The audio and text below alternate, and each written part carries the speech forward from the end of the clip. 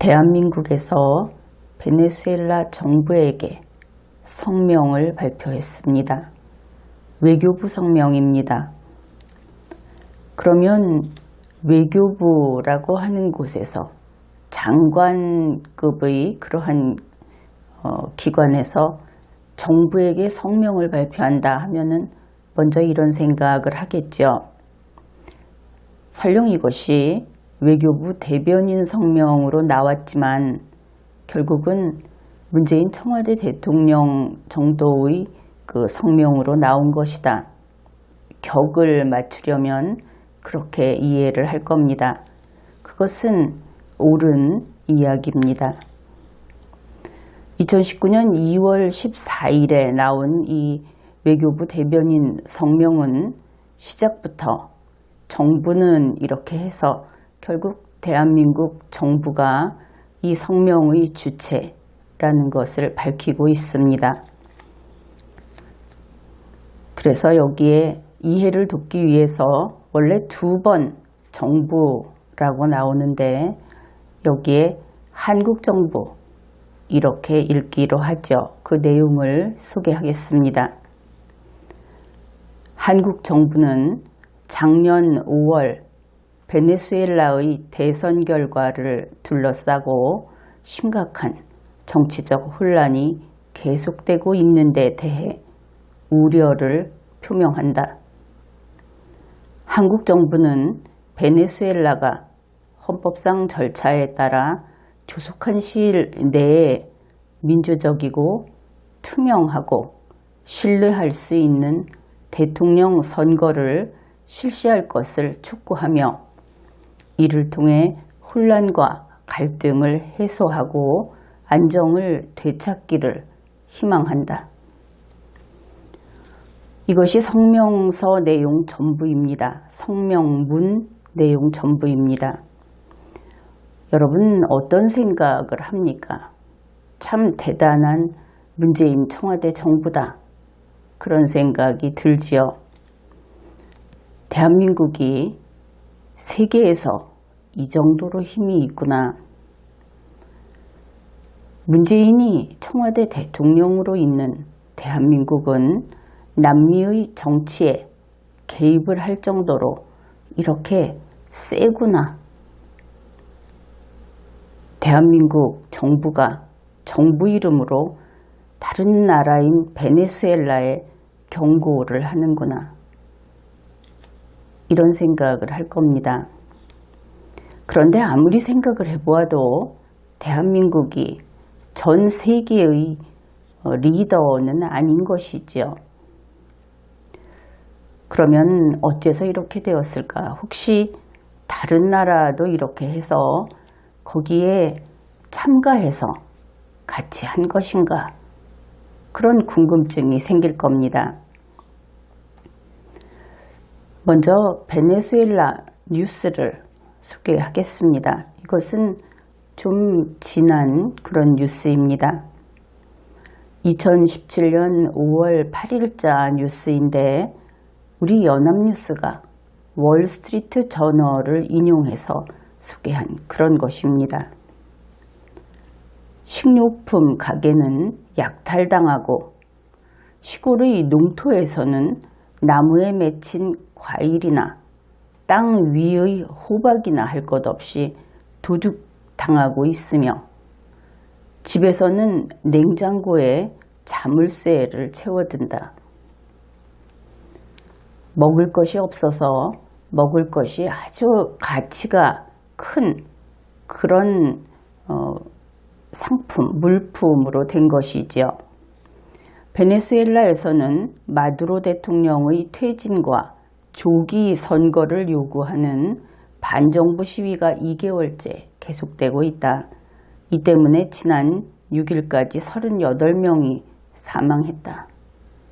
이것이 2017년 5월 8일의 뉴스입니다. 그리고 1년 후인 2018년 5월에 베네수엘라는 조기 대선을 치릅니다. 그런데 그 조기 대선이 시행이 되자마자 미국과 캐나다 등은 이것은 부정선거다 이렇게 규정을 했습니다. 그럴 만한 여러 가지 객관적인 사정들이 있었죠. 그리고 이제 올해가 되었습니다. 2019년 1월 26일 EU의 주요 국가들이 1월 26일 이런 입장 발표를 하였습니다. 지금으로부터 8일 이내에 대통령 선거 일정을 발표하라. 베네수엘라에 대한 요구입니다. 그렇게 하지 않으면 국회의장인 콰이도를 임시 대통령으로 인정할 것이다. 스스로 임시 대통령, 임시정부를 선포했기 때문에 이렇게 된 것이죠. 그리고 나서 2019년 2월 4일 오타와 선언이 발표됩니다. 미국, 프랑스, 브라질 등 21개국이 이 선언에 참가했고, 그리고 같은 날 전체 34개 국가가 여기에 동의한다 하고 뜻을 밝혔다고 뉴스 보도가 되었습니다. 오타와 선언에는 이런 내용이 있습니다. 후안 콰이도 임시 대통령이 이끄는 임시 정부, 그것이 베네수엘라 정부다. 이렇게 그것을 지지한다고 밝힌 것이죠. 그러면 이런 일들이 1월 26일에 이미 선거 일정을 발표하라, 새로 선거를 하라 그렇게 했고, 그 기한이 다 지나서 2월 4일에는 이제 더 이상 현재의 대통령을 인정하지 못하겠다 이렇게 된 것이죠. 그런데 문재인 청와대 대통령은 2019년 2월 14일에 이 1월 26일의 상황에 걸맞는 선거를 다시 하라 이런 이야기를 한 것입니다. 여기에서 어떤 기간이 갑자기 뚝 잘려 나간 것을 느낄 겁니다. 오타와 선언은 2월 4일에 나왔습니다. 그런데 오타와 선언이 나왔을 때는 재선거 이야기는 다 끝난 상황인데 그 후 10일이나 지나서 1월 26일에 이미 과거에 했었던 그러한 여러 국가들의 입장에 합류를 한 것이죠. 이제 이런 생각을 해볼 수 있습니다. 우리와 가까운 그런 국가들이 언제까지가 기한이다 하고 이야기했던 그것이 훨씬 지난 때에 이르러서 그 이전, 아직 베네수엘라에게 기회가 있던 그 이전 단계의 이야기를 하고 있다. 날짜가 다 지났는데 왜 이러는 것일까? 이것은 미국과 같은 뜻을, 그것이 1월 26일에 나왔다면 미국과 같은 뜻을 표시했다고 할 수 있겠죠. 그런 의미에서 좀 나쁘게 이야기하면 미국에게 아부하는 것이다.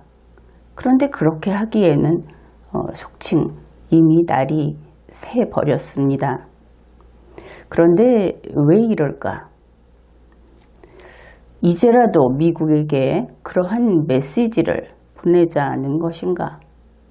그러나 이미 상황이 다 끝났는데 지금에 와서 지금은 이제 2월 14일에는 1월 26일에 그들이 주장했던 것을 지금 주장해 주기를 바라지 않는다는 것이죠.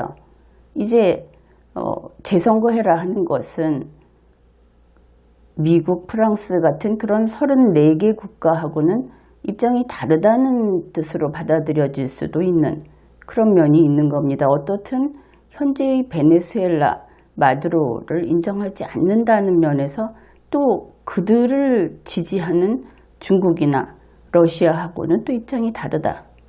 이런 것이 동시에 그런 의사표시를 하는 것입니다.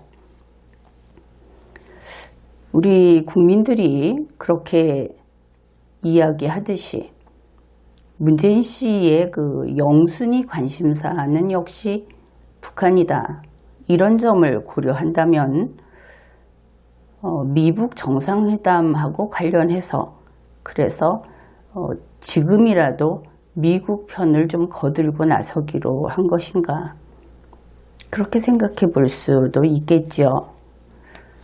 그 다음에 또 다른 한편으로는 문재인 청와대 정권이 그 권력 체계가 도전을 받고 있다. 혹시 그런 것인가? 이렇게 생각을 해볼 수도 있습니다. 게다가 한국에서도 부정선거 관련된 비판이 나와 있죠. 얼마 전 민주당 측에서 어떻게 지금에 와서 대선 불복을 하느냐 하고 싸웠던 것을 기억할 겁니다.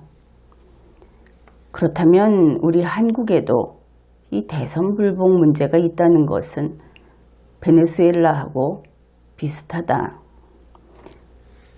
이것을 생각해 보면 문재인 청와대 대통령이 많이 신경을 쓸 겁니다. 불안할 수도 있겠죠.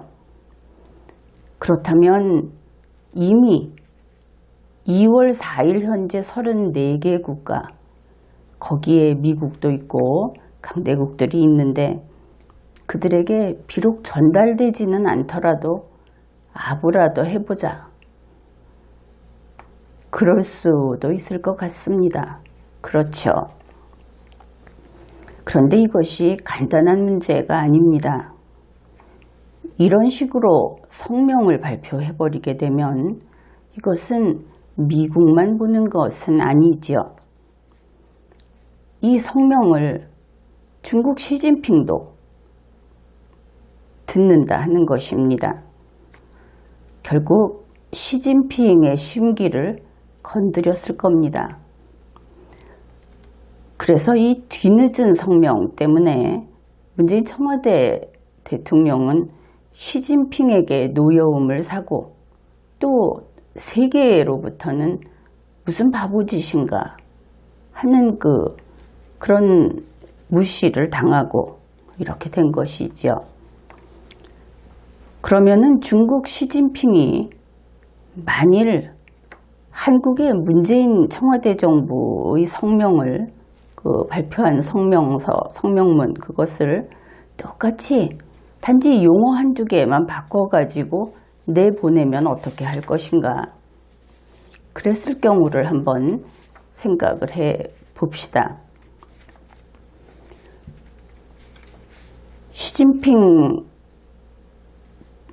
시진핑의 중국 정부에서 똑같은 성명서를 내보낸다 하는 겁니다. 중국 정부 성명서. 중국 정부는 2017년 5월 한국의 대선 결과를 둘러싸고 심각한 정치적 혼란이 계속되고 있는 데 대해 우려를 표한다. 중국 정부는 한국이 헌법상 절차에 따라 조속한 시일 내에 민주적이고 투명하고 신뢰할 수 있는 대통령 선거를 실시할 것을 촉구하며 이를 통해 혼란과 갈등을 해소하고 안정을 되찾기를 희망한다. 이러한 중국 정부의 대한국 성명서가 나온다면 그러면 어떻게 할 것인가? 이번에 문재인 청와대 대통령은 우화 속에 나오는 박쥐 노릇을 한 것이다. 이렇게 이야기할 수 있겠습니다. 그런데 박쥐도 시기를 맞춰서 시기를 봐가면서 박쥐 노릇을 해야 하는 것이죠. 그런데 이렇게 이미 모든 일들이 진행이 돼서 다음 단계로 넘어간 뒤에 시간을 놓친 박쥐가 무슨 소용이 있겠는가? 모든 것이 다 정리된 이후에 박쥐가 나타나면 그때는 무조건 죽는다 하는 것이 우화가 알려주고 있는 그런 교훈입니다. 어떻든 이번에 이와 같은 성명문을 내놓음으로 해서 중국의 입장에서 그런 성명문이 나오게 되면 그러면 베네수엘라하고 우리의 문재인 청와대 정부하고 참 입장이 같아지겠다. 그런 생각을 해보았습니다. 지금까지 리걸마인드 연구소였습니다.